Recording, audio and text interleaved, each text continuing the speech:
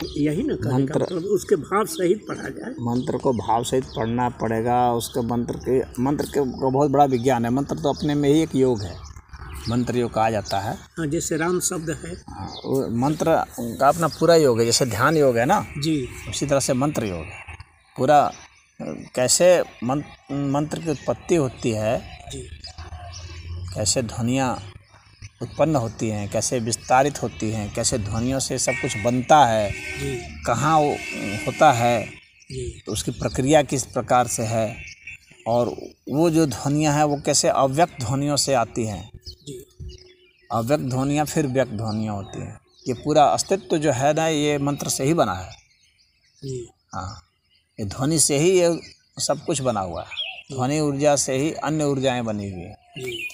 जितना भी आप देखते हैं ना, चाहे प्रकाश ऊर्जा है चाहे कोई भी ऊर्जा है, ये सब ध्वनि ऊर्जा से, अव्यक्त ध्वनि ऊर्जा से।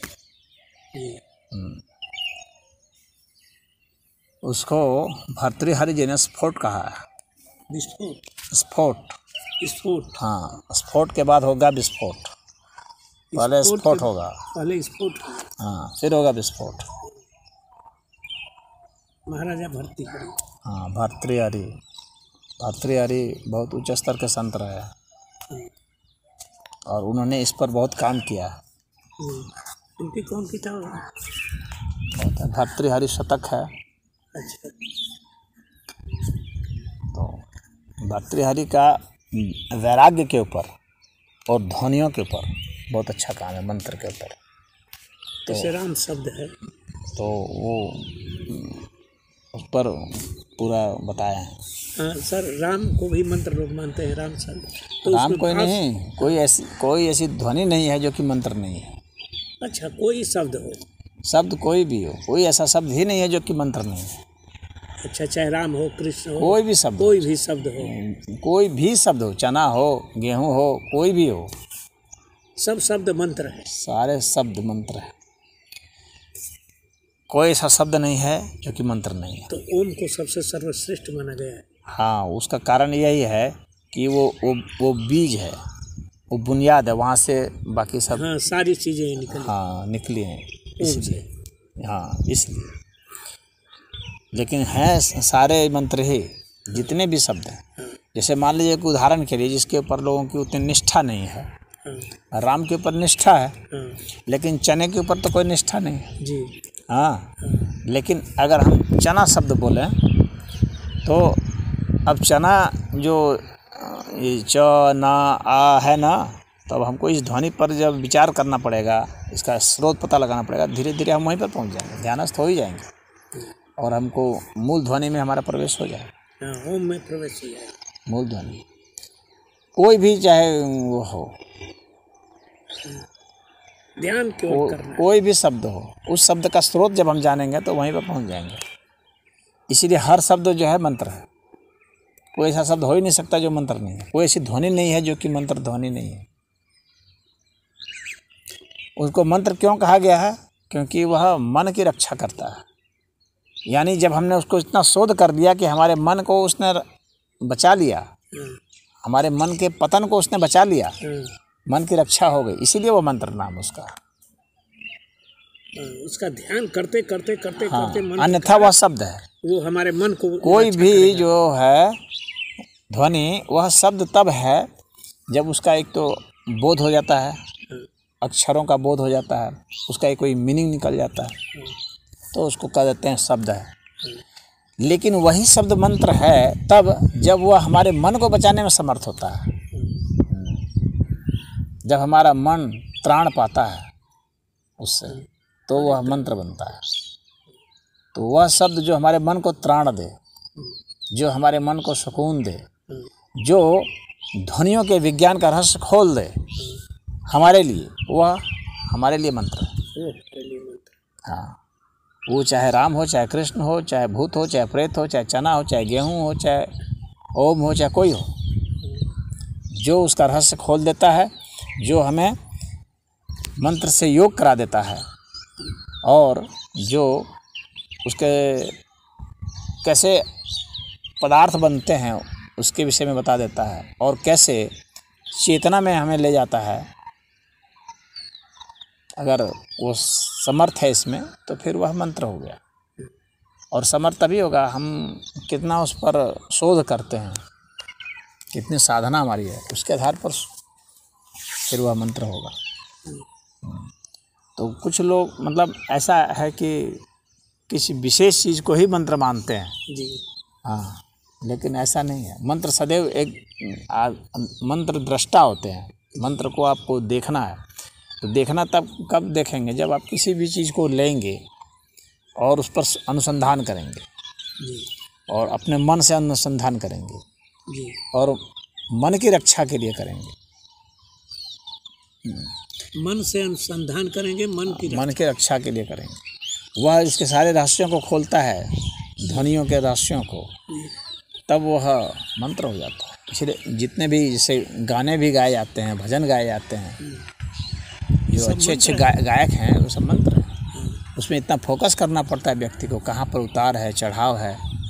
हाँ, तो उसके रहस्य को जानता है, उसके प्रभाव को जानता है कि मैं इस तरह से बोलूँगा तो उसका ऐसा इफेक्ट आएगा। ऐसा प्रभाव पड़ेगा। हाँ, अब उसी शब्द को मैं किस तरह से बोलूँगा, उसी शब्द को अलग अलग राग अलग अलग समय में गाया जाता है। क्यों गाया जाता है? क्योंकि उसी शब्द को जब मैं रात्रि को गाऊंगा तो अलग प्रभाव आएगा, उसी शब्द को मैं सुबह गाऊंगा तो अलग प्रभाव उसका आएगा।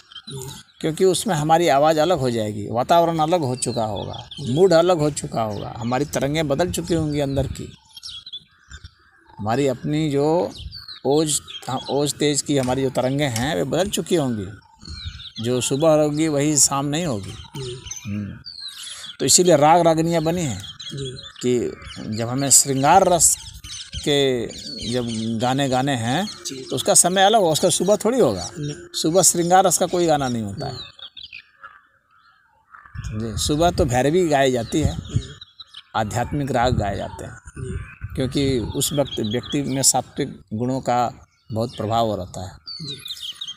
तो ये ध्वनि का विज्ञान है, यही मंत्र का रहस्य है।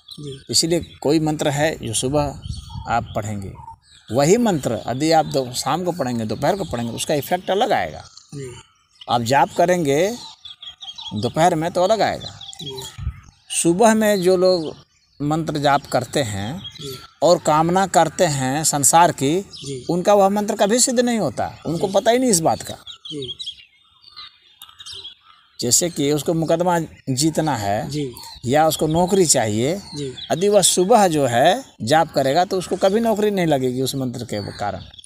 हाँ, क्योंकि सुबह जो है वो सात्विक गुण होता है। सात्विक गुण सिर्फ अध्यात्म में जाने के लिए है, संसार में जाने के लिए नहीं है। अगर आपको नौकरी चाहिए तो आप दोपहर में आपको जाप करना पड़ेगा मंत्र को, क्योंकि दोपहर में रजोगुण का प्रभाव होता है। रजोगुण गति देता है आपको, राग देता है। तो आप दोपहर में करेंगे तो आपको नौकरी और संसार की जो उपलब्धियां हैं वो मिलेगी। अगर शत्रुओं के खिलाफ आपको जीत चाहिए, षड्यंत्र करना है, तो रात्रि का समय है। अगर आपको तामसी कर्म करना है, किसी को मारना है, तो रात्रि का समय है।